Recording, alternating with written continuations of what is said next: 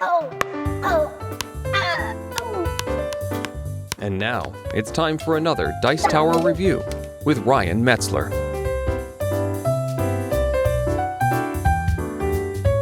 Hey everyone, it's Ryan Metzler here again, and today we're going to take a look at an expansion for a game that I really enjoy. We're going to take a look at Stone Age, Style is the Goal. I'm not sure who named this, but ignore the name, it's not a bad game, it just has a bad name. Now, the expansion just adds on to an already great game, adds a couple of new mechanics, a couple of different things you can do, and some more variety to some of the already existing cards and huts in the game. So real quick, why don't we take a look at what is added by this expansion, how it changes the gameplay, and then we'll come back here and get my final opinions on it. Here you can see the setup for Stone Age, Style is the Goal, the first expansion to Stone Age, the only one so far, and possibly the worst expansion name I've ever heard of, but a good expansion nonetheless. Now, what you can see here is that the board has been changed somewhat. You can see there's this piece that slides over the main board and adds some new areas. The first thing it adds is another spot for a card. I'm not going to cover all of the mechanics of the game.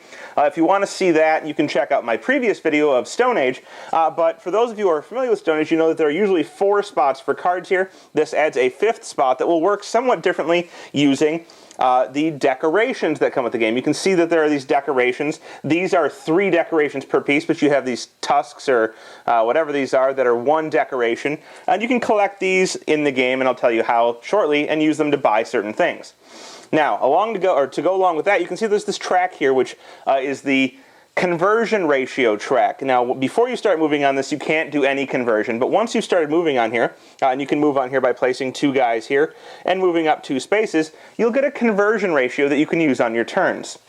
Now, this conversion ratio allows you to turn one type of good into other types of goods. So you'll see at the beginning, it's a 2-to-1 conversion ratio, and you can only use this when you're buying either your cards or when you're buying your huts. You can convert goods into other goods. So I could pay 2 brick, for example, to convert them into a gold, which maybe I need to buy a hut, or maybe it'll just give me more points for buying a hut.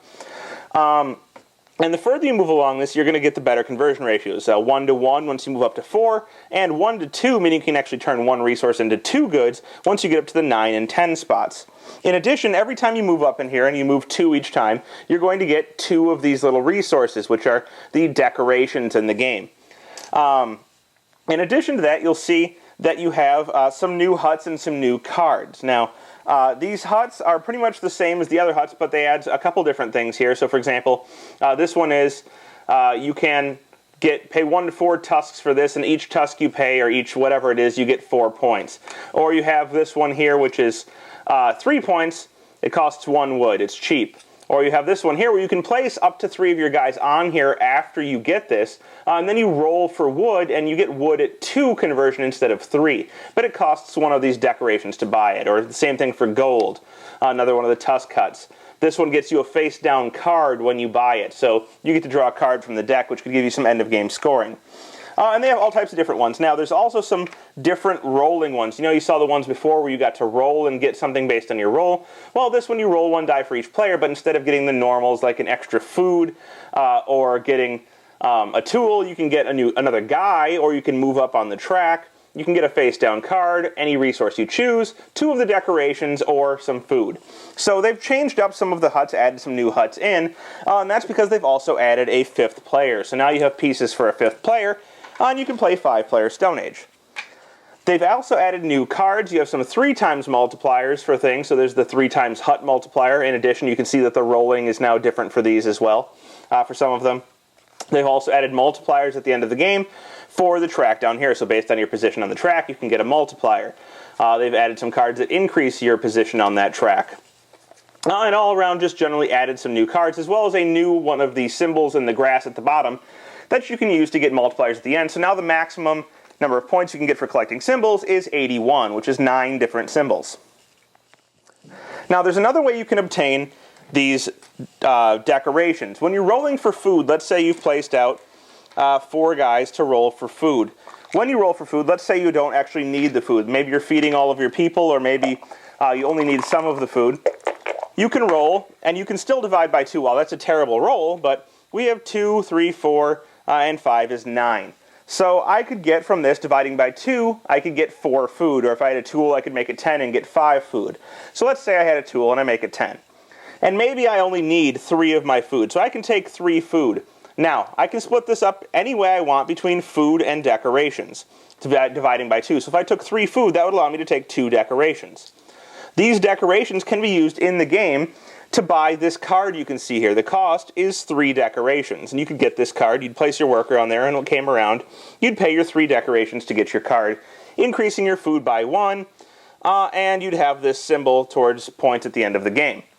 However, if you happen to have an extra 3 decorations, maybe you had one of these rings laying around because you have 3 more, you can pay those and take the top card of the deck, adding it to your collected cards, and that would give you the bonus at the end of the game, and you'd maybe get this extra symbol that's down here. So now, not only do you have the sundial, but you have this wooden flute.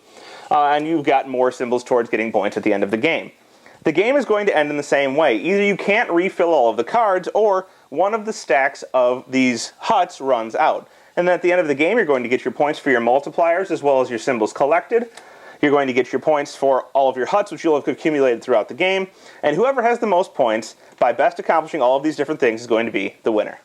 Well, there you have it. That is Stone Age Style is the Goal. I don't have a whole lot to say about this one other than it makes a good game, or takes a good game, and refreshes it a little bit. If you've already played Stone Age to death, now you have that new decoration aspect. You have the trading ratio and some new huts to play with. And all around it just kind of improves on an already good game. It also adds that 5th player, so now you can take it to game night and play anywhere from 2 to 5 players, which broadens the game, opens it up a little bit more, makes it more accessible to getting it to the table if you have a larger game group. And all around, I just have good things to say about Stone Age Style is the Goal. So if that sounds good to you and you already have Stone Age, check out Style is the Goal by Rio Grande Games. Thanks for watching our review today. For more information about board games, as well as the #1 board game audio podcast, check out Dicetower.com for reviews, interviews, and more. I'm Eric Summerer, and you've been watching The Dice Tower.